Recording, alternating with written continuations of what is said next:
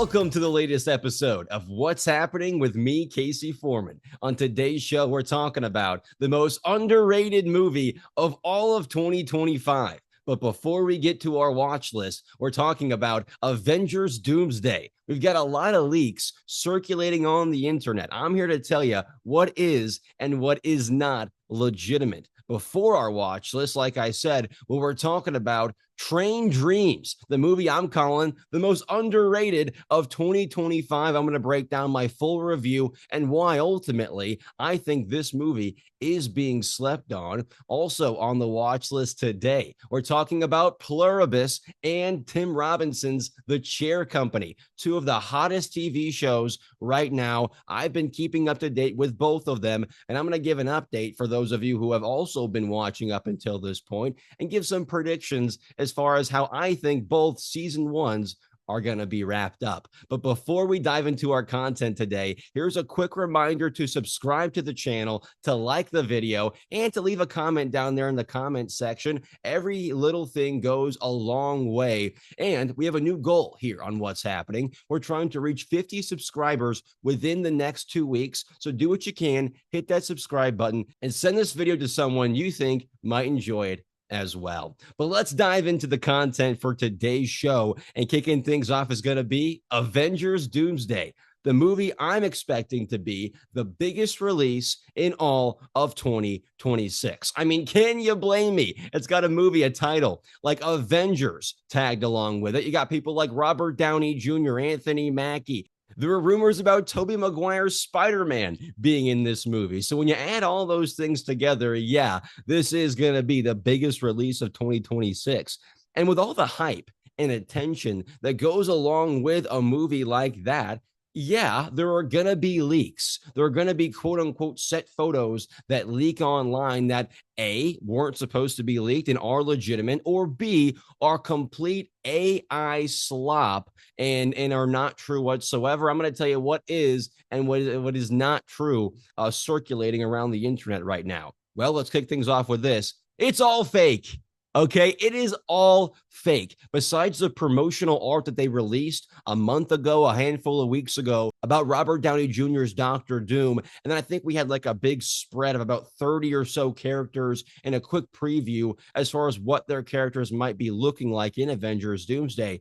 But besides these couple of things, I'm here to tell you, do not believe anything that you are seeing online. The photos about Tobey Maguire and Hugh Jackman with Joe Russo on the set and Robert Downey Jr. standing right there. Any photos of Robert Downey Jr.'s Dr. Doom being released with Pedro Pascal, et cetera, with Tobey Maguire. I'm here to tell you none of it has been verified. It is all AI, fake generated up until this point. Okay, so don't buy into anything you're seeing online. A quick PSA for everyone out there, like, hey, this is not legitimate, and don't buy in, don't retweet, don't share it, don't send it to your friends, because again, nothing you're seeing online is legit. Besides the news that did come out, because we know Daniel Rickman came out and did break the fact that Tobey Maguire is going to be in this movie. Don't believe any of the other leaks. Don't believe the images that are circulating online. But what Daniel Rickman is reporting, we trust. We're getting Tobey Maguire back as Spider-Man. I am super excited for this. But again, as far as all the other leaks, all the other set images that are coming out, don't believe them. They're all fake. Okay, so I had to kind of just rip the Band-Aid right off and start the show with a quick, hey, don't believe what you're seeing online. But now that we got that out of the way, it's time for the watch list.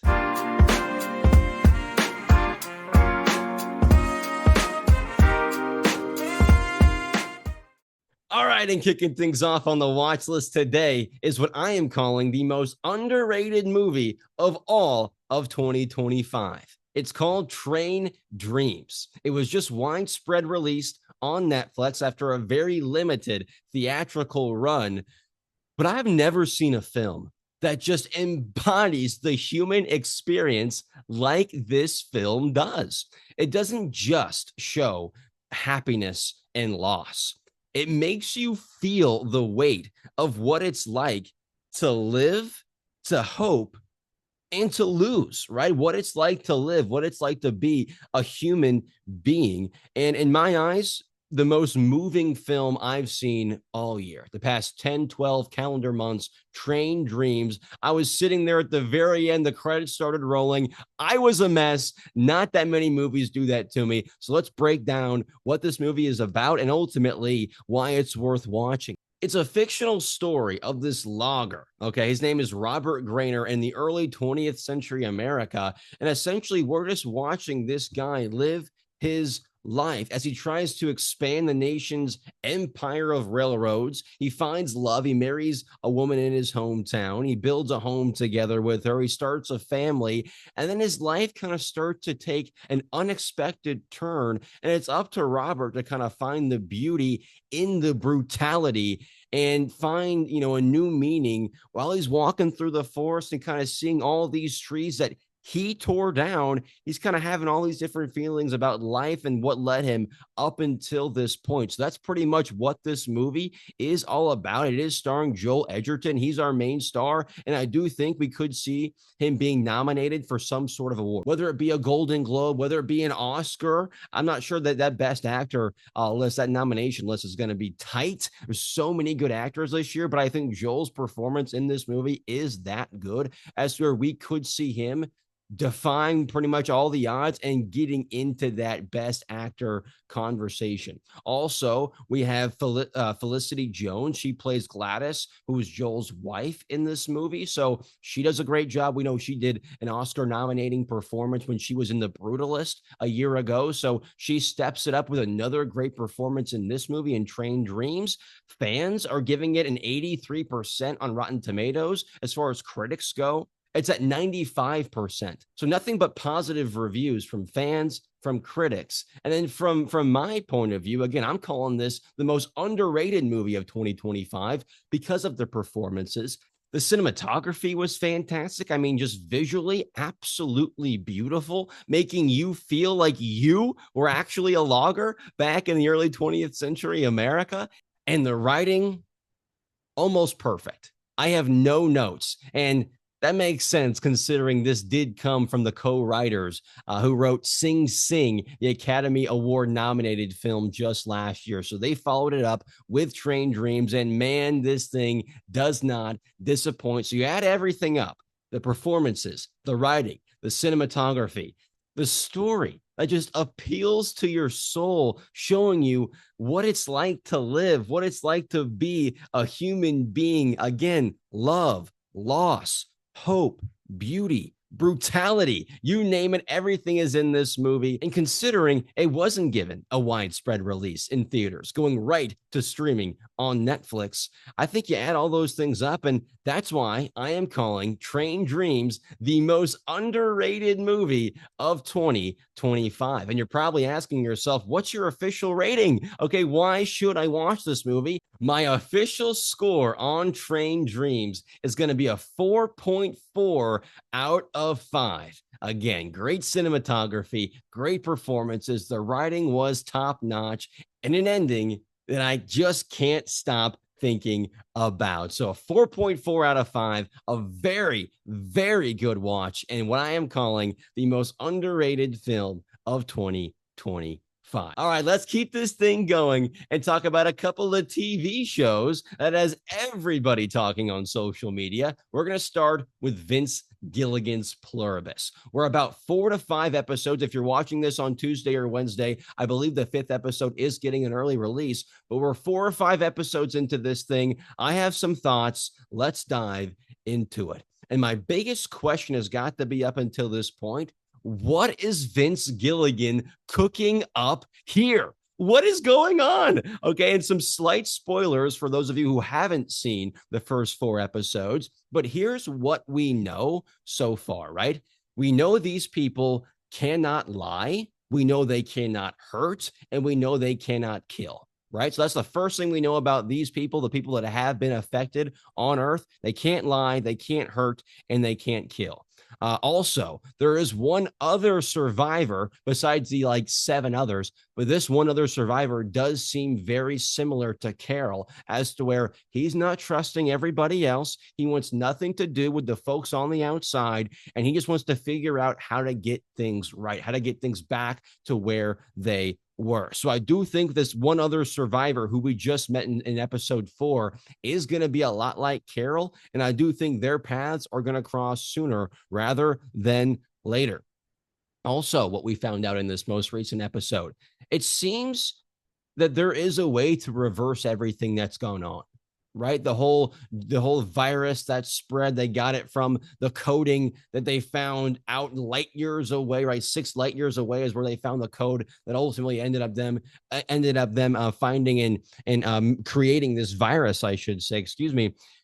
But we know there's a way to reverse it now because Carol keeps asking them. They keep kind of dodging the point. And we know the way the last episode ended, the person, again, spoiler, literally going into cardiac arrest in comparison to, instead of simply answering Carol's question, because again, they cannot lie.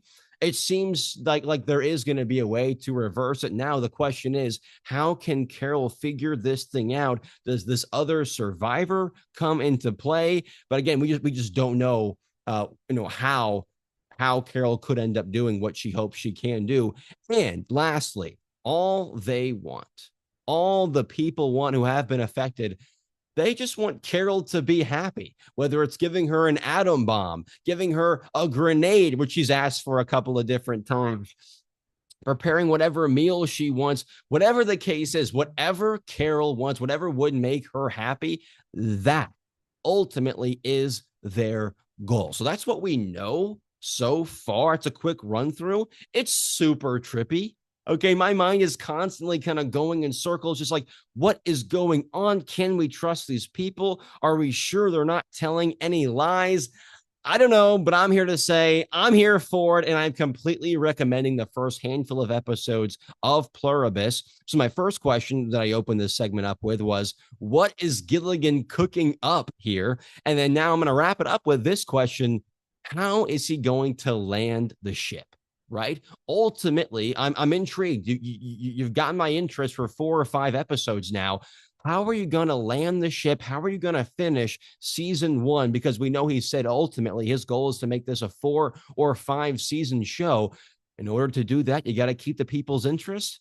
And to do that, you got to nail the season 1 finale. So that's my question. How is he going to land this ship here in season 1? Let's continue on and talk about one more show before we wrap things up here on what's happening.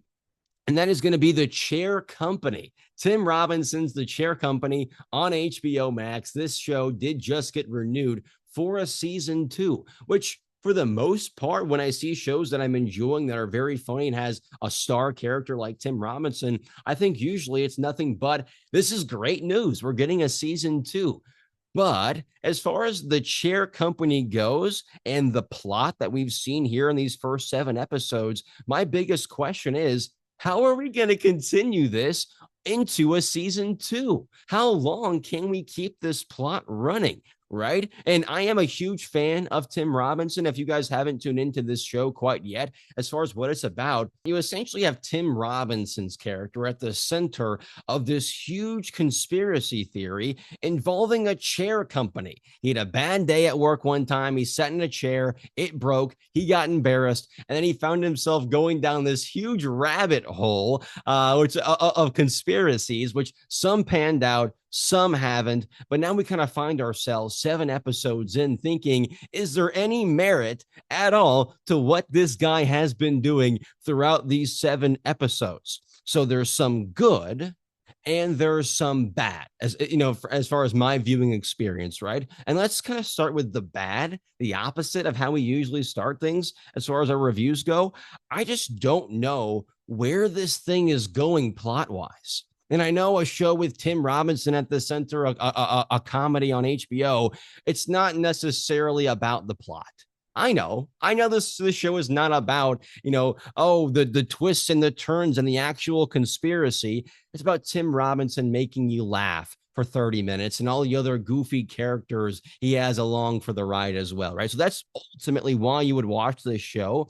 But for someone like me who does kind of earn or, yearn for a little bit of plot, for a little bit of substance in the shows that he watches, I just don't really know if we're headed anywhere that's going to be a satisfying conclusion as far as my watching, my viewing experience goes. So that's the bad. That's the things I'm a little uncertain on. But the good is just so good. It is so funny. Robinson is completely let loose. He is completely off the chain here. He has an absolutely hilarious character who does whatever he wants. You can tell they simply told Tim Robinson, hey, go crazy. Seriously, nothing is off limits with this show. You can say, you can do, you can explore whatever you want. I mean, come on, this is a show about a conspiracy theory about a chair company. Does it get any more Tim Robinson than that? So the good is great in this show. It is so funny at times. But then the bad, the uncertainty of, is this show really going anywhere? Am I watching this for anything besides 30 minutes of laughs from Tim Robinson? Right now, my opinion is no. This is one long skit, one long Tim Robinson skit that really isn't headed anywhere, but is going to be a fun ride along the way. So if that interests you at all, not really looking for anything of much substance, not really looking for a lot of plot, but looking for something to sit back and laugh at for 30 minutes every single week, that's the Chair Company. It did get renewed for season 2, but again, my concerns, is this show really headed anywhere? That's my big concern for this show. But again, Tim Robinson, as long as he keeps spilling out those laughs and doing that crazy, dorky, quirky behavior, I'm going to be seated and I'm going to be watching every single Sunday on HBO. But that's our watch list. Again, the most underrated movie of 2025. I'm talking about Train Dreams, and then 2 of the hottest shows on television right now. I'm talking about Pluribus and The Chair Company. All 3 of them get a thumbs up and a recommendation for me. Again, one final time, I'm going to ask everyone to subscribe to the channel. We're trying to hit 50 subscribers by the end of next week. The only way to do that, get down there, hit that subscribe button, and send this video to someone you think might enjoy it as well. As always, thanks for tuning in for us here at What's Happening. For me, Casey Foreman, we'll see you next time.